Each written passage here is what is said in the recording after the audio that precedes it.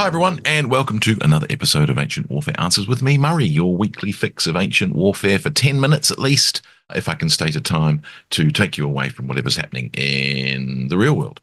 And of course, what I do here is attempt to answer the questions of viewers, readers, listeners, etc. You can send me an email, you can send me a postcard, you can make a comment on a previous video, you can even be a Patreon of, or is it a patron? I'm not sure on that one. A patron of the podcast. Go to patreon.com/ancient warfare podcast. You can join at one of three levels. They're Legionary, Optio, and Centurion. $1, $5, and $10. Even get a copy of the magazine. Now, before we start, I've got, I mentioned before that sometimes I come across something that I forgot to mention. I had a question a couple of episodes ago about kingly one-on-one combat. I came across queenly one-on-one combat in Polyaenus, one of my favorite authors and someone I wrote a master's thesis on, talking about Cunna, the sister of Alexander the Great, who used to train for war, commanded armies, and took her place in the ranks against her enemies. Nice. In a battle with the Illyrians, she slew their queen, Caria, with a blow to the throat and killed many Illyrians in the fight. So there's even a queenly one-on-one combat. We sometimes doubt those, but, it's the sister of Alexander the Great and the daughter of, Philip II, so it's entirely understandable. But that's just a by the by. That's not the reason for today's Ancient Warfare Answers. Today's Ancient Warfare Answers is a question from Thomas. And Thomas says, we've all heard of ancient armies catapulting corpses and manure over walls and sieges, but is the modern institution this was to promote illness in all those cities correct? Is the modern intuition that this was to promote illness in those cities correct?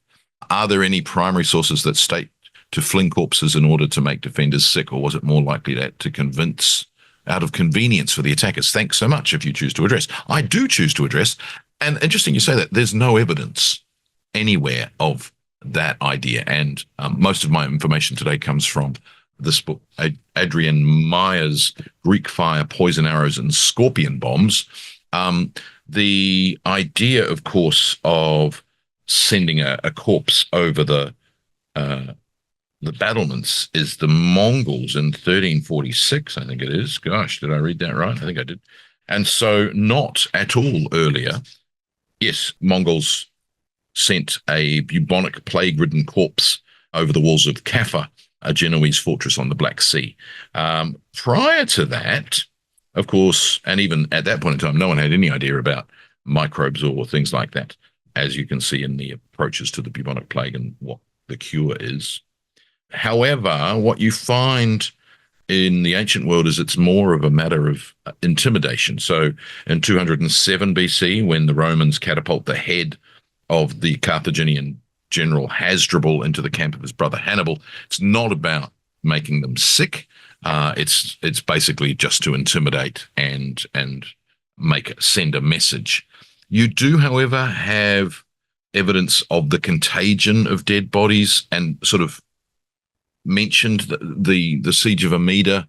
We get the talk of the fact that the dead bodies and people get sick because of that. There's plague, or is it plague and then there's dead bodies? They're not quite sure. But there's a big fall of rain at Amida, which washes all of the dead bodies and the contagion away, so the plague doesn't last very long in that case. That's in 359 AD. Prior to that, 74 BC, you've got King Mithridates of Pontus, and they seem to basically, corpses were thrown out unburied in the neighborhood, and that brought on a plague. We don't know if that's deliberate or if that's just an accident of them not being able to bury the bodies. You've also got the idea of poisoning water supplies, that there are poisoned water supplies, and that seems to be deliberate, but not in the same way of deliberately sending in a poisoned body. So that's a very much a later idea. And even the idea of poisoned water supplies is sort of unfair, but there's been sort of work on the expediency of a stratagem to win a battle, even if it sort of would be regarded as a war crime in modern thinking. What did the ancients think about it? And there are obviously actions taken by various commanders in various communities that are regarded poorly. But if they win, kind of all bets are off and it's all forgotten and they get to rewrite it anyway. Or, some of our sources report as rumor the bad version of events, but that tends not to be followed if they won. If they lost, absolutely, they could have been evil and deserving of it. So that's interesting. You get the idea of various different sort of ruses to breach city walls, the Trojan horse being the most famous one. But you also get some fascinating attempts to disrupt the besiegers. And again, if you look at Aeneas Tacticus's How to Survive Under Siege, he's got some fascinating things, including, if you find that the enemy countermining under your walls, release bees or wasps into their countermine, throw a bees or a hornet's nest into their trenches. That will really deal with them. So that kind of biological warfare certainly exists. There are other aspects to it. Obviously, the idea of Greek fire. Aeneas actually even has a recipe for unquenchable fire. And so those sorts of things are in there as well. One of the things, of course, about the ancients is that their understanding of germs and the transference of illness isn't up there with ours. Not that ours is perfect. We've got very recent history examples of we don't understand that stuff either, certainly in terms of the general public.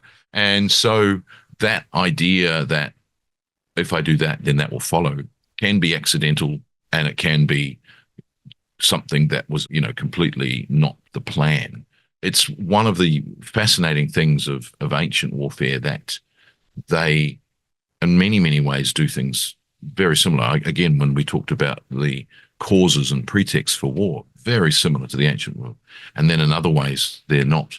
One of the fascinating things about ancient wounds is the use of honey, which has antiseptic qualities, still does.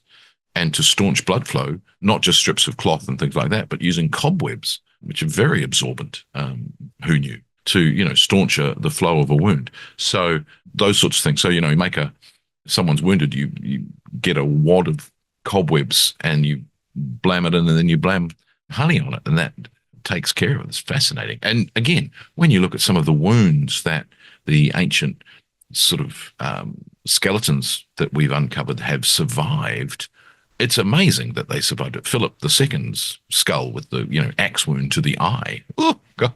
How on earth did they survive that? When we until very recently, tetanus can still kill you quickly, a rusty nail.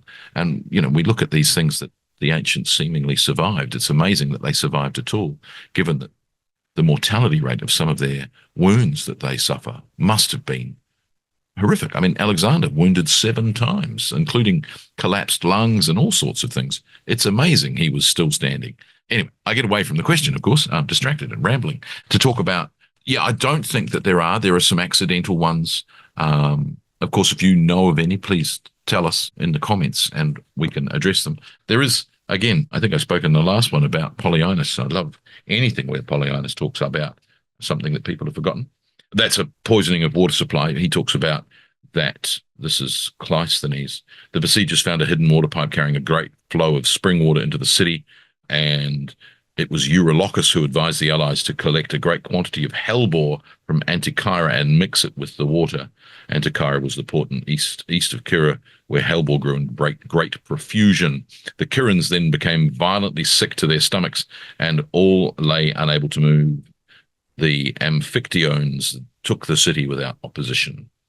So that's interesting as well, because you've got the idea that it's a poison, I suppose, and a known poison, and lots of examples of that kind of method of using those ingredients, knowing that they are available and that can be sort of put into an enemy camp, so to speak, but not in the way that popular fiction and popular movies show. That's a much later idea, and it's again one of those tropes of films to make them a villain very quickly, and this is the bad guy, whereas it's much more vague in the ancient sources, and everyone's as bad as everyone else.